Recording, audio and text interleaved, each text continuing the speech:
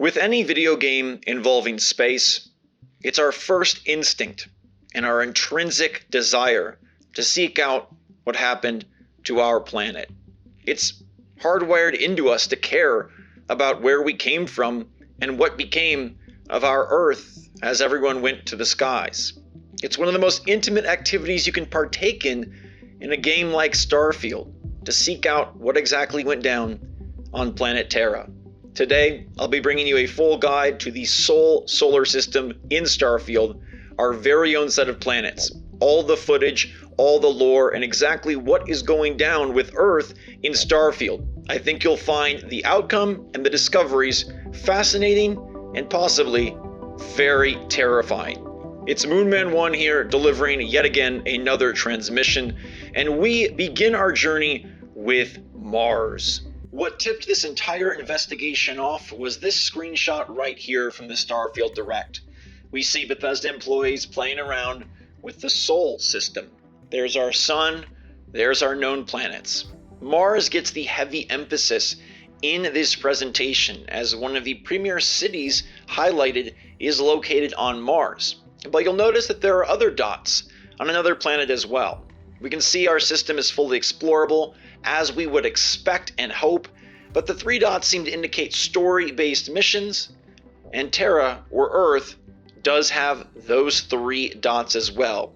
What will this ellipses yield? Well, perhaps not what we would like to believe. Starfield takes place in 2330, a year where everything has gone to the stars, and a year where, at this point, Earth has mostly been abandoned. No one really knows exactly why, and they're making sure to shroud our planet in a hue of mystery, intrigue, and possibly mass murder. What exactly went down on Earth? There are clues, but you can come to your own conclusions, and I think we won't know for sure until we play the game, although the setup is incredibly intriguing, and it seems like Todd Howard and co. have prepped an exciting reveal for what exactly happened here on Earth by 2330.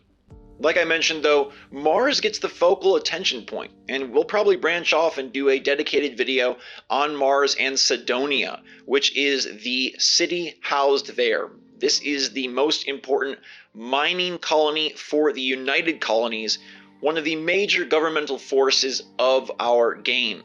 Now, the United Colonies are portrayed as the good guys. If that's actually true, I don't fully know. But in the information we've had thus far, the United Colonies fought against the Freestar Collective in 2310, 20 years before the game takes place. These two republics were battling for the settled systems in what is called the Colony War. And by the time our game starts, the two factions have achieved some level of peace. But it is like a seesaw and can easily be broken, and that's where the Crimson Fleet comes in to try and really rile things up. The United Colonies are directed by MAST, which is Military, Administrative, and Scientific Triumvirate. We know that Fleet Admiral Pascal Logan, Commander Kibwe Ekonde, and Lieutenant John Tuala are some of the members of the UC, prominent figures that help propel this republic forward. Bethesda indicated for the United Colonies to be an idealized version of what a space republic would be. Very common to science fiction, common to our understanding of space, and if we envisioned a space government, United Colonies are basically what they would be. So we know that the UC uses Mars for mining, and based on the footage we see here, it does seem to be a very work-focused planet. It seems like Cydonia and Mars itself are not the most glorious. You can tell by the architecture and the coloring that this is not New Atlantis. This is not a beautiful spot for relaxation and retreat. This is a place where the job gets done. 11 hours without incident, people using laser cutters to blaze through rock, and all sorts of combat throughout the gameplay takes place on Mars. As I mentioned, Mars is the most frequently showed off planet in our system, and it seems like a bunch will go down on Cydonia, including a ton of combat. Mars can branch off, like I mentioned, into its own video, but let's now jump to more planets in our solar system, including our very own moon. Now, Luna is something that we will be exploring, although Luna looks to be pretty empty. They showcase Luna with the Watch, and it's kind of a nice transition from the awesome Constellation Edition Watch to the moon itself. We have a small blip of gameplay, and it does look intriguing. It's just blank out there, but I'm curious if anything does lurk beneath the surface. When the watch pops up, we can see that the temperature is 29 degrees, 0 fauna and 0 flora, but 2 resources. So as much as I'd hope, it's entirely possible that our moon is empty. We get a very quick glimpse of Pluto, the tiny guy way out there, a very small glimpse, but based on what we're seeing here, Pluto looks to be in a similar situation as our moon, empty and desolate. Robbed of the beautiful miracle of life, it seems like Pluto will also be a shorter encounter in the greater Starfield story. Next up, we do have the tiniest look at Mercury. Oh, so small, and it does seem like Mercury does house some life. We're seeing some interesting glowing mushrooms or fungus on the walls of this cave. They show the smallest glimpse, but I will point out that it's interesting to note that both our moon and Pluto just receive environmental shots. It's just pure exploration and beautiful skyboxes, but Mercury, on the other hand, does show ADS, aiming down the sights of a gun, which seems to indicate, alongside the presence of life, that maybe there is more to explore in Mercury. Outside of Mars, though, Io, the moon of Jupiter, is the most shown planet in our system. It begins with a shot of mining on Io, grabbing some iron, but we do see a ton of combat on Io, including one of the most interesting elements in the entire trailer. Pay attention here, because we have a level 14 zealot shrouded in ice. Now, this ice might just seem like cold for now and a cool usage of combat environmental interaction, but this ice is going to play a major role in this scene here. The final scene before Town Howard wrapped up the direct is a space person holding out their hand and seemingly casting an anti-gravity spell. We have no confirmation of magic in our game, but it seems like they're definitely hinting at something supernatural in this sequence. And judging based on the ice around us, it looks like the exact same textures as we see on Io, and the enemies that we're facing off in this cutscene are wearing the same armaments and spacesuits as those seen in earlier combat on Io. That leads me to believe that Io is a very important part of our Starfield journey, and perhaps a location where we will learn more about whatever magic or supernatural powers are included in this game. Maybe it's just a great showpiece because of the ice, but it's interesting that they do choose Io as the location for where they have this tantalizing tease of something more than just guns and punches. Now, my friends, it's time to take our talents to Terra. This is probably the most interesting piece of our system yet. We get a shot of a space person and an archway. Now, some may have written this off as just some sort of space portal, something to walk through, launch from, I don't know. But it's becoming more and more clear that this could in fact be the Great St. Louis Archway, with nothing around it. It's been indicated by studies and scientists that if the Earth was to crumble, the archway has some of the best construction and therefore would be one of the final buildings to topple. So this could be historically accurate, and it could provide an interesting insight into what Bethesda has planned for Terra and for Earth. Will we be getting more landmarks that we can easily recognize? What lurks story content-wise on the planet Earth?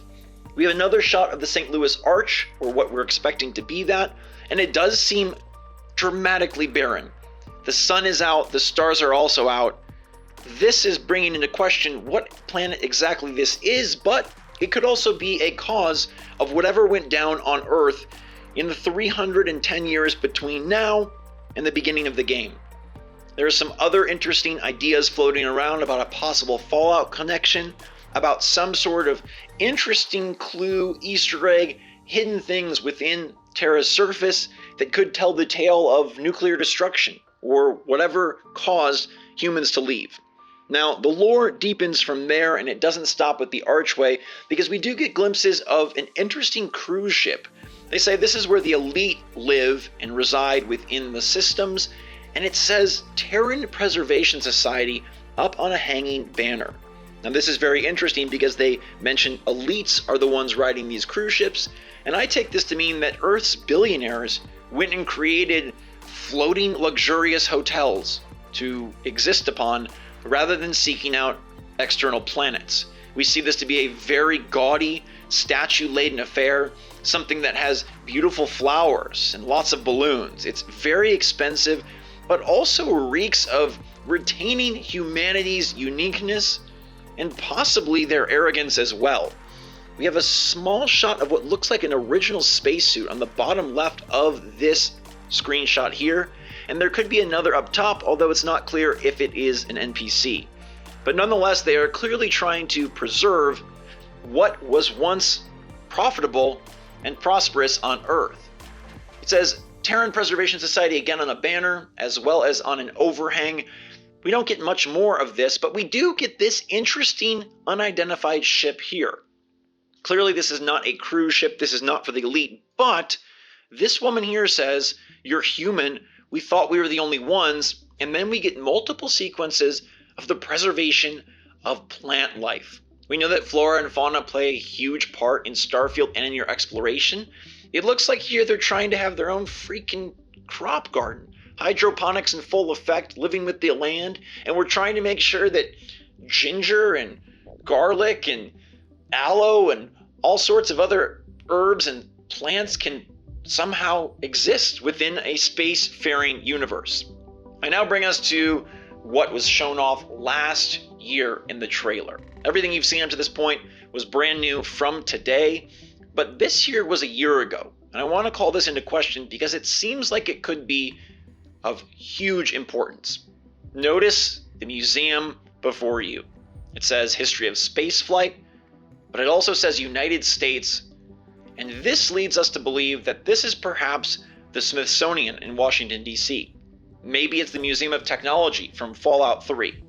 There is a chance that this could be Constellation or the UC's way of reminding us the history of humanity and where we began, but it's quite suspicious that everything is so broken down. Doesn't this really look and appear like a busted up museum left to rot on Earth? Now, the St. Louis Archway is in a far more destroyed space, but perhaps something in DC or one of the East Coast cities could have survived. This Museum of Spaceflight clearly has a NASA logo peeking out at the top of your screen, and it does say United States as well as History of Spaceflight. This cannot be argued, and this makes it very, very suspicious of what exactly went down on Earth.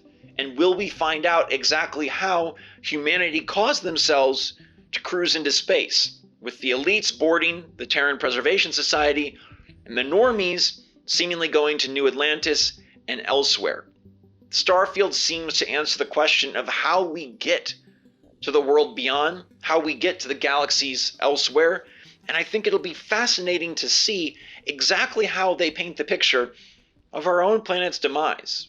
It could be environmental, it could be militaristic, it could be something alien, or something else entirely. While most of the gameplay does focus on human versus human type combat, there are clearly a lot of other species lurking in the world of Starfield as well. Did they come to cause destruction upon this museum, or was it something of our own doing? Did the United Colonies know about this, and why is it unknown? Are they keeping it a secret from humans, sort of like the recent Apple TV show Silo, or is it something that humans just don't like to speak upon because it's a black mark in their history? What caused Earth to be barren? What caused this museum to be blown apart? What caused the St. Louis Archway to stand alone? These are questions we will find answers for in September, but for now, it is absolutely remarkable that we will get to explore so much of our system. With confirmed locations of Mars, Pluto, Mercury, Io, the Moon, and our very own Earth, this is absolutely exhilarating, and there could be even more. I love the fact that the lore walks all the way back to our very present and humanity's existence here. I think tracking what happens from now to 2330 is going to be one of the most interesting reveals and exciting personal quests to take within Starfield. And I can't wait to experience all of that with you. If you've noticed anything else about our solar system, or about the museum, or any other hints towards Earth and what might have happened here, definitely let me know in the comments down below. For now, though, this has been Moonman1, over and out.